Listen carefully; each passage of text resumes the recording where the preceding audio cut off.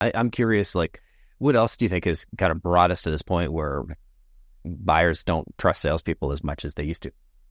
Here's another. It goes back. How about this one? Well, a couple things is I believe this. I don't know if you believe it, but I really believe perception's reality, Colin, and perception's through the eyes of the beholder. So where I'm going with this is it goes to perception as reality, and it goes to track record.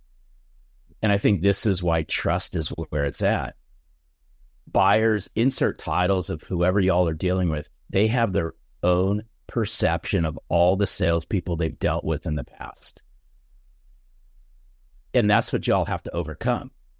And that goes right along with track record. And unfortunately, perception and track record for a vast majority of salespeople may not be at its highest point, which just means there's opportunity for those sales professionals that are out there to rise to the top. And in selling from the heart, I poked the bear on this. There's a massive difference between a sales rep and a sales professional. There's a lot of sales reps out there. Unfortunately, there's not a lot of sales professionals are out there. So one of the questions I always ask is, what's the perception of salespeople, right?